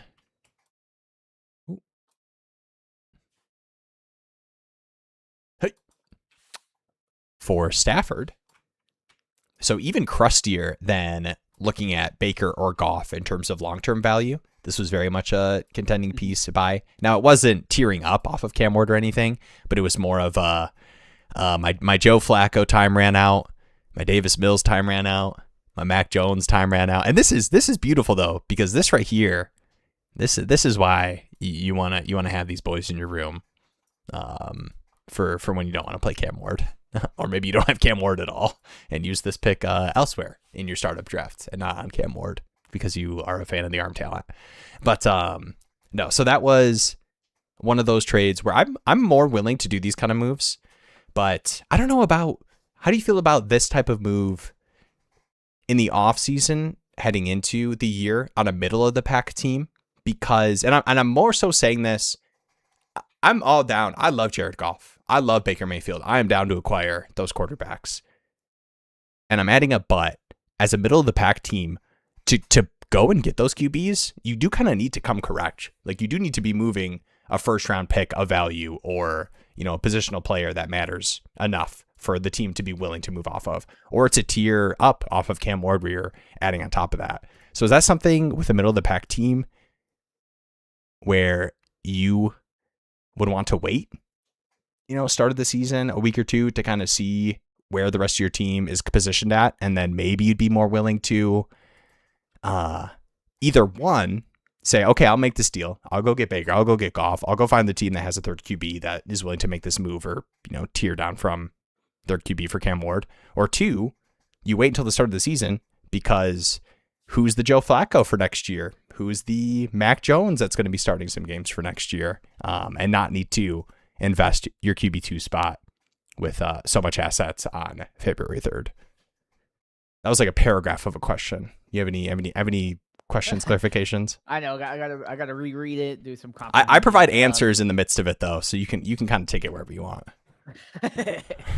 Yeah. No. I mean, I think the way I would play it is, and I think you hit on it well. It's like I'm fine to do a move like this, but do I need to do it now? Like you're not obsessed about Goff or Baker or any of these guys. You can always get that. You can always get the lower tier guys too.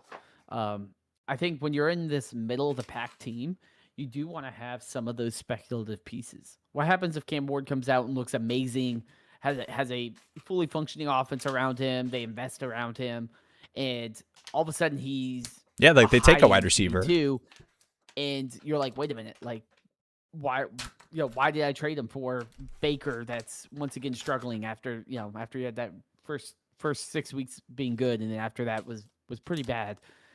Like to me, if I was a elite contender, I get it. Like go get the Stafford, go lock up the old guy. You're in the middle. I need to have some of the moonshot players that could double in value and become these dynasty centerpieces. And if they don't, I can always trade Cam Ward for some sort of production, or just get the next year's Joe Flacco and try to roll with it. Now if your whole team is a bunch of Travis Hunters and Cam Wards, and maybe you're like, okay, let me try to get some more stable investments here, but I wouldn't feel like I need to do it now. I'm not saying it's off the table, but I think one mistake people make a lot with orphans is they come in and try to trade everything away, and then it just becomes like a true rebuild, or they trade away all anything to over contend right out of the gate.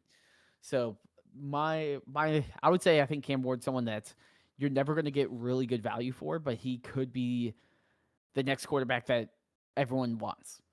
Yeah. Or not everyone wants, but he could be a top 10 dynasty quarterback if he performs well next year. Yeah. And to like this type of deal too, where like, I mean, Goff and Baker in a couple of years could easily, 3-4 years might be in the same kind of situation with Stafford in terms of how people perceive them as a QB, but it doesn't need to be too like a Cam Ward tier up. I mean, it makes sense to do those kind of moves, but like I'm just offering this as an example of like, this is, I still have my first in 2026, or actually I have a different team's first in 2026, but, moved a couple seconds to, kind of buy some time for myself at the quarterback position too, and added Mike Evans as a competing piece. But yeah, I think it's just one of those things too. And this is going to be, I don't want this to be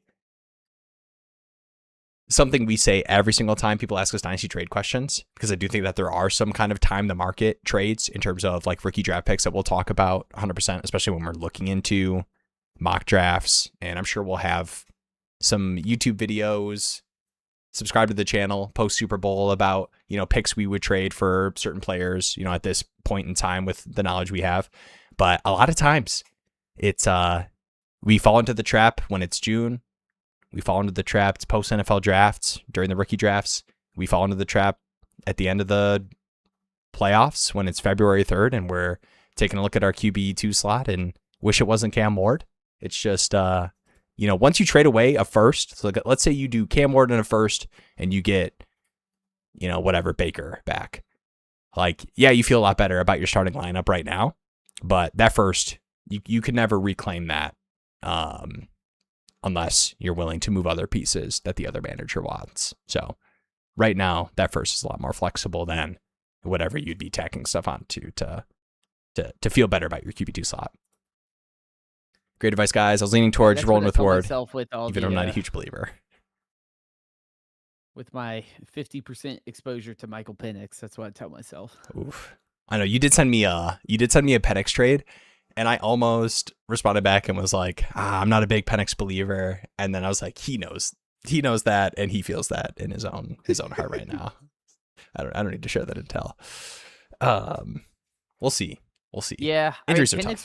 Penix was like the Jackson Dart picks, where I picked them all in the early second. And I'm like, well, Penix was a great pick in the first. I got to take it. Yeah, great pick.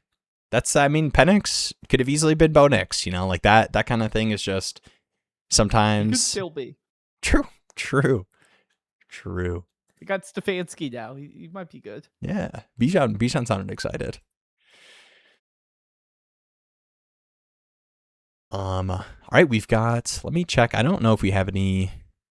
I see a note in the lab. Oh, it was Diaz responding to your. Yeah, I was like, I thought we got another one, but ooh, biggest hot take for the Super Bowl. Ooh, I'm pretty right now. I have a pretty chalk boring opinion about how I think the Super Bowl is going to go. I hope it's a close game. I think it's going to be boring-ish, lower scoring, and I think the Seahawks are just too strong of a team to not pull it out. I think my hot take is Rashid Shaheed has a MVP. Massive non-special teams impact in this game. That's my hot take. That is a hot take. I did like to, there was like a Instagram post of Cooper Kupp throwing a football and people are talking about that just always happens. There's always some kind of Willy Wonka trick play. Would you, they lift up Sam Darnold. Yeah. You got. I will say it's going to be weird to have Sam Darnold Super Bowl MVP. Dang. You think there's a chance we get to? I was going to say you could get the Ken Walker MVP just from the perspective of if he's the one that scores the touchdowns and. Yeah, he gets like 3 touchdowns. Obviously, I mean they're using Halani and they're using other backs as well, but obviously no Charbonnet. They feel a lot more. You're not saving Kenneth Walker for anything now that you're in the Super Bowl. So I could see the Ken Walker MVP, but. The Patriots' run defense has been pretty good, this season in the playoffs. So we'll see. Yeah, I mean, the Patriots' defense is definitely underrated, but I just don't. The Patriots' offense has also been trash. Now, they've played good defenses, but it's not like they're playing a bad defense. So, yeah, I think the Patriots have averaged 15 points per game throughout the playoffs. That's not going to win you a Super Bowl against an offense. Like, they haven't really played a competent offense, and the best one they had, there was a blizzard. So I think you're going to have to score points when it's JSN, Sam Darnold, Kenneth Walker, you got Shaheed, like you got Cooper Kupp. There's going to be a lot going on there. It's hard for me to not pick the Seahawks. Like I do think it's just kind of a more boring Super Bowl. That being said, I have a theory. I feel like the underdog always wins the Super Bowls. Like I don't think I remember the last time the underdog lost in the Super Bowl. So I have had a long that's a sign about the Patriots. I had a long standing. I had like a 5-year streak of the team I wanted to win was not the team I thought was going to win. And it always was the team I thought was going to win, ended up winning. So it was kind of like a weird 50-50 miserable experience of like feeling like I know ball, but not getting the outcome I want. And this season it's both. I want Seattle to win. I'm down for, I like Kenneth Walker. I like JSN. I'm down for Darnold to get his Super Bowl. I do feel like this. Well, is I guess the, he's got one, but is this like the first Super Bowl in recent memory where the most people are not cheering for the underdog? Because the underdog's the Patriots. Right. But everyone's like, we can't have another. We just got rid of the Chiefs. Like, we can't have another Patriots. That is a good call. Yeah, I don't because it's just been the tough thing is there's been so many Kansas City Super Bowls. Yeah. Where the rooting interest is in the other team. This is this is interesting. Yeah, I remember I saw a crazy stat that was like it's been a decade since the AFC, or not a decade, but there's only been 3 teams in the past decade to represent the AFC. It's the Chiefs, the Patriots, and the Bengals. Dang.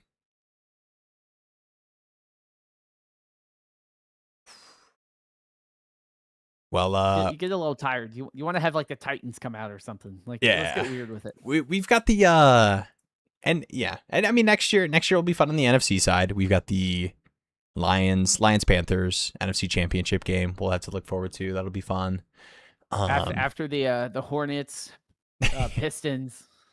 Man, my playoffs, Pistons. That's gonna be something. Oh, I haven't talked about the Jaden Ivey trade. I won't do. I think when we're at an hour and a half in to the live stream, I'm not gonna do the Jaden Ivey trade analysis, Kevin Huerter acquisition for for my beloved Detroit Pistons. But this too, Savvy. Yeah, I know I think I was starting to say like it would be Ward.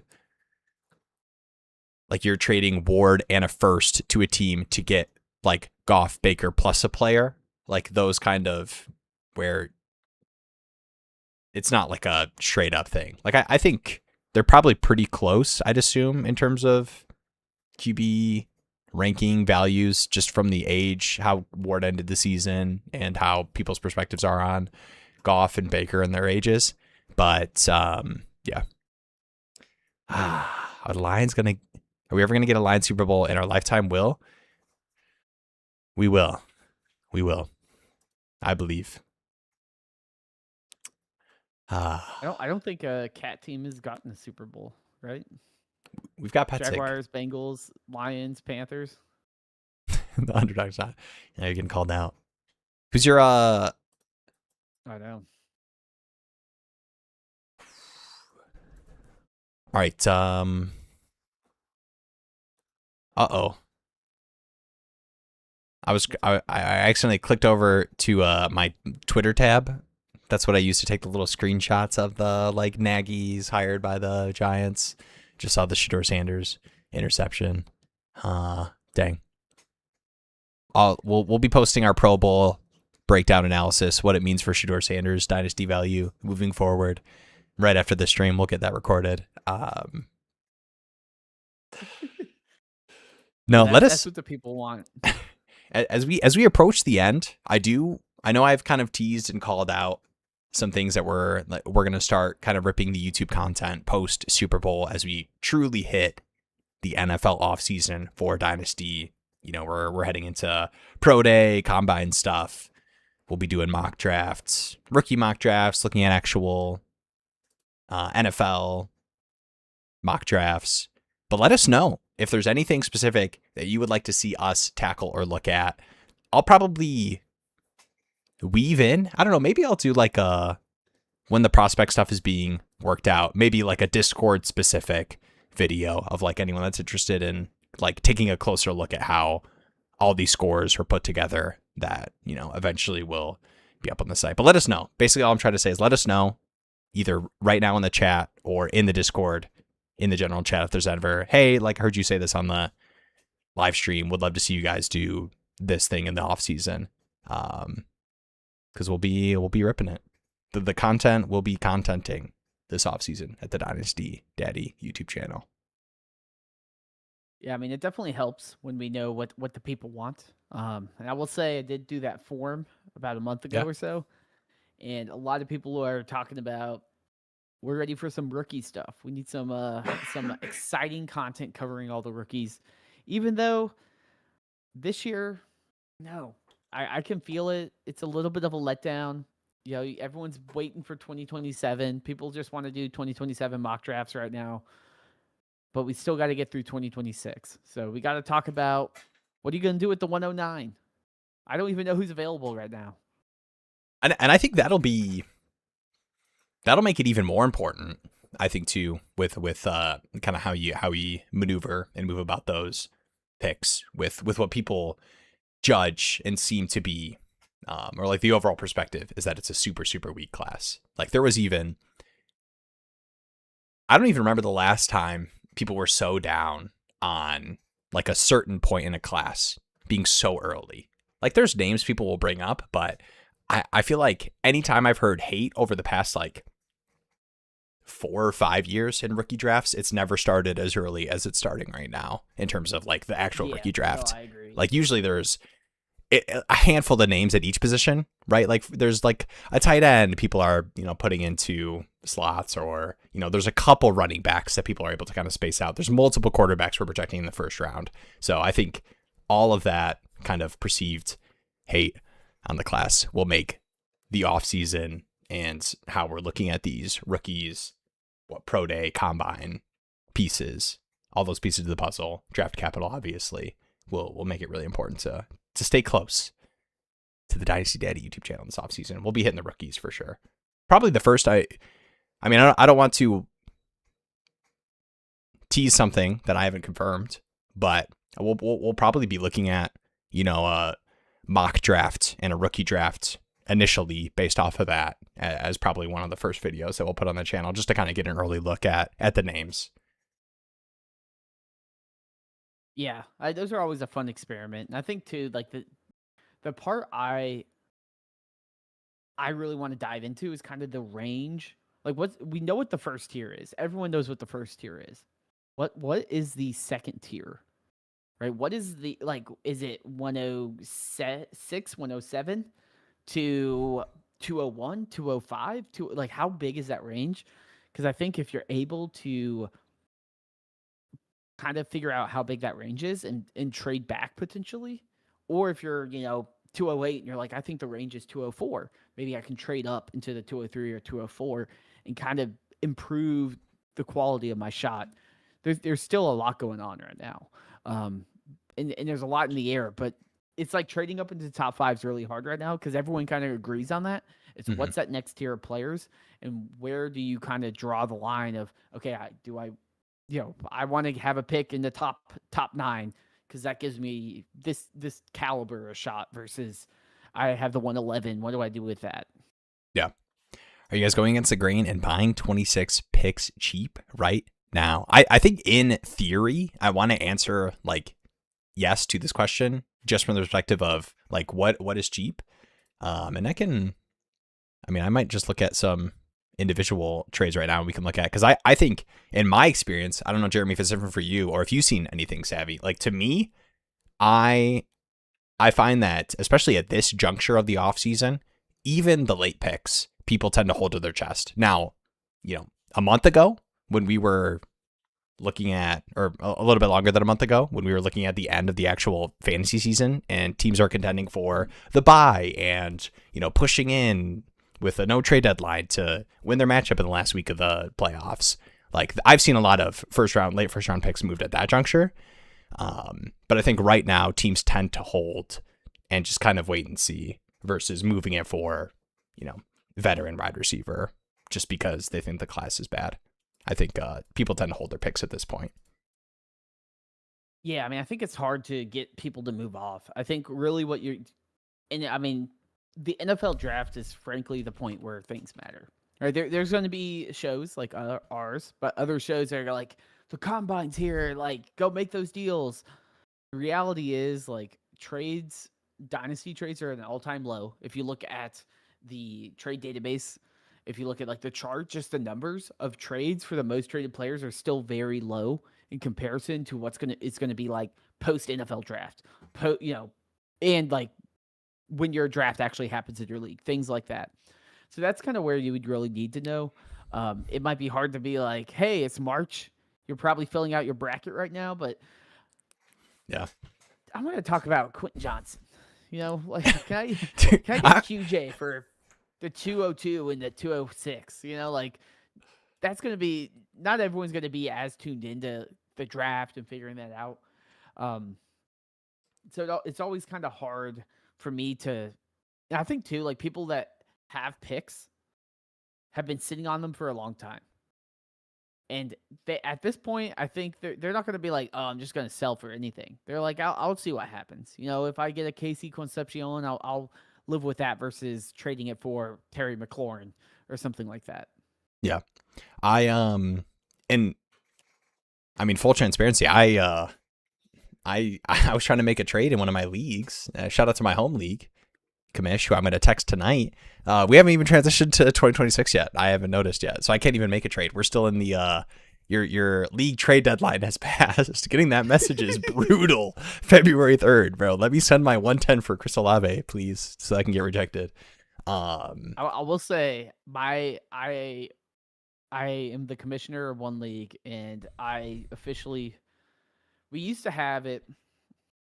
I think it used to lock until like the draft, and our draft would be in like June. Oh wow! And I was like, dude, we gotta open this up. Like I open up Sleeper, and it's like you have 6 players that are IR eligible or not IR eligible anymore, and I'm like, I can't move them because our league is not renewed, but it's renewed now, and I definitely sent out like 4 or 5 trades. I'm like, I need to have Tony Pollard right now. Like I need Tony Pollard for something right now.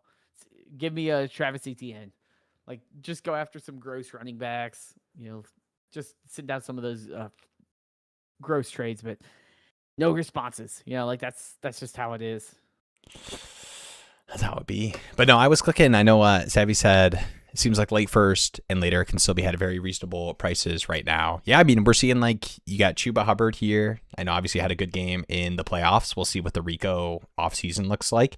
Like, are you more willing to make these? I don't want to call out Chuba specifically. Like, I don't want to make this like a individual player take bet, but are you more willing to make these kind of moves? Like right here, Chase Brown for the 110. I know there's some uncertainty around Chase Brown, but I feel like these types of bets of players like Chase Brown, I'm definitely still willing to do for my 110 and on picks, just because, to me, for the most part, and how I manage my teams, Chase Brown is probably more impactful for my team than, whatever wide receiver bet, or if it's a low 10 and premium. Like I don't even see a 10 and premium in this for my 110 and third round pick.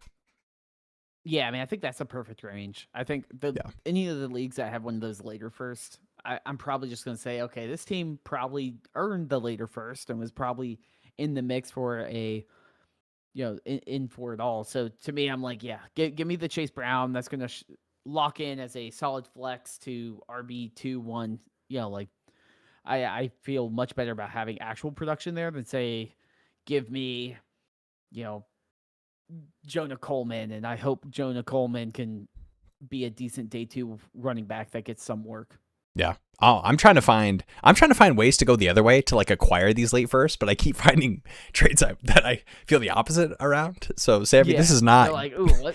like the 103 and 110 for the 101 in a 10 by 10. Like I am happy, especially in a 10 by 10, to be utilizing my late first stacked on top of, and even though I like the wide receivers in this range, to like make these tier jumps. So like if it was like the 110 and the 107 to be able to move up into, the top 3 or something, like I'm definitely willing to do, especially these shallower leagues. Maybe like where's a good buying picks one? This guy or Derrick Henry. Sorry, real quick. The 110 or nothing, because somebody sent one of those through in their leagues. That's probably like a IDP player or something. Mm-hmm. Okay, you said Derrick Henry. I see a 12x9 Terry McLaurin as well. Like those are for the 110. I feel like that is kind of the, if I have Terry McLaurin types and, you know, in a 12x9, I just have a handful of those guys, like, you know, Debo, whatever, insert 29 plus year old receiver.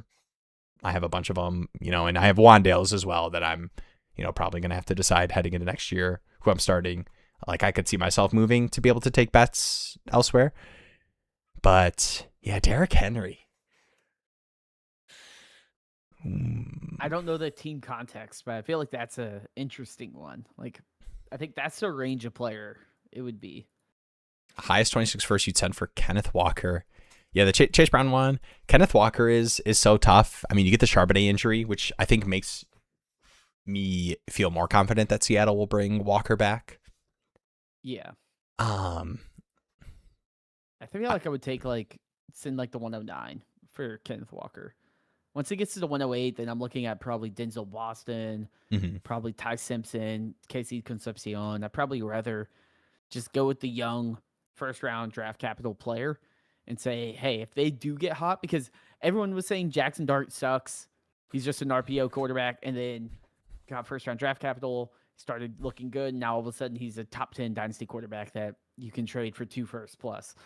So to me, I'm like, I want to have shots on goal like that of actually scoring an elite dynasty asset, even if at the draft people don't initially believe it. But past that, then I'm starting to be like, okay, I'm looking at whatever comes next, right? It's like there's probably going to be one decent hyped up Jonah Coleman or Pierce or some sort of running back. But then I'm like, past that, I don't really want to be looking at day 3 running backs at the late first or something. Yeah. Like I'd much rather just 109. I feel like it's probably the most. If I'm really need a running back, I would probably take that. Yep. Here's one. Okay. Deshaun Watson and a 2027 second. I will take your late 26 first for that. Like, yes, love the 2027 second, or 2027 class, but these like nobody add-ons, I'm happy to jump into that range. You do Jaden Higgins or the 111? I'll take the 111. Sam Darnold or the 111? I saw my first Tank Dell is coming back note, and not even that I believe that, but it was giving me flashbacks to Xavier Hutchinson running routes and Christian Kirk mattering in the playoffs, and I'm just like, I don't know if I could do it with this Houston offense and Jaden Higgins, man. Even though I like Higgins. Weekly reminder. Dude, I think it's going to be... And honestly, the funniest thing to me is I have all these receivers so close, and this is like I love Tate, dude. I love Tate, T. Higgins, Pickens type. I love Lemon. Man, I'm a big slot PPR. I think he can win on the outside as well. He's like awesome yak guy. I love Tyson as well. The injuries are a little spooky, but like he is 100% special. But I'm seeing a lot of Lemon, wide receiver 3 across the board.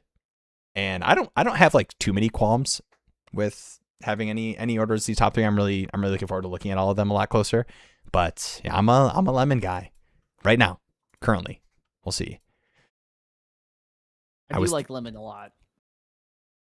I also, like you said, they're so close to me that I would take any plus. Yeah. Like, Tristan sounds very in on McCon Lemon. If he's like, hey, man, I'll give you Tyson plus a second for Lemon, I'm just going to do that. I'm like, I don't know the bet. They're all the same bet. I don't know which one's going to hit.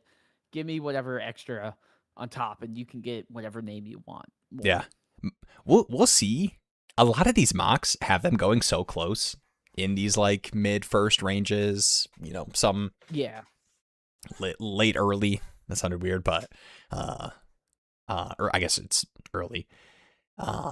Early, late, early. To me, I was like quantifying like the 110 range being like the late of the early mid. Maybe that's where we're working. I don't know. I'll work on this language. Late first. Yeah. Early, late range. But we'll see. Late, early first. So like the 103. That's the only thing. And even then, like I like all these receivers enough that I feel pretty confident that, we're all looking at first round receivers. I just wonder if, for whatever reason, through the whole process, it'll be like, it won't be like the Drake London, Olave, Garrett Wilson draft, and it'll be a mix between that draft and when we saw JSN Flowers, QJ, like in those 20 ranges. One of the receivers goes there.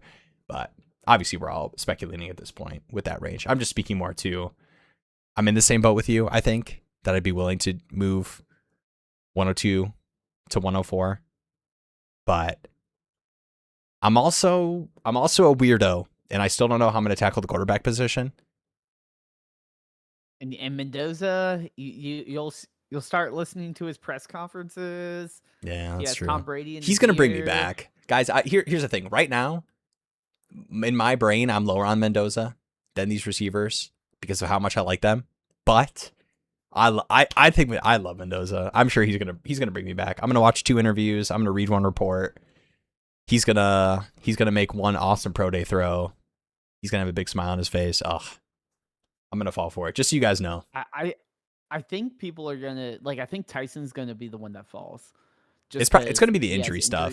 Yeah, the injury stuff, and then you're gonna have Mendoza hype is gonna continue to build, and both Lemon and Tate are gonna do phenomenal, and then Love is locked as any player ever. So I think Tyson is the one that could potentially fall to the 105.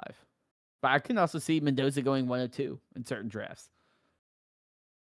Yeah. Man, I am looking forward to it. Good luck. Any parting words? Any Super Bowl? I guess we already had the Super Bowl hot takes. I'm not clinging to Rashid Shaheed MVP, but no, I think Seattle. I got Seattle and covering. Yeah, I hope it's an interesting game. I just hope Seattle, it's a good game. Yeah, it's just the safe. I'm the what's his name? Rob Lowe with the NFL hat. I'm just every Super Bowl. Yeah, is basically sitting there with the NFL hat, just being like, please be a good game. Yeah. And I'm not a Bad Bunny guy, but I'm not a Bad Bunny hater.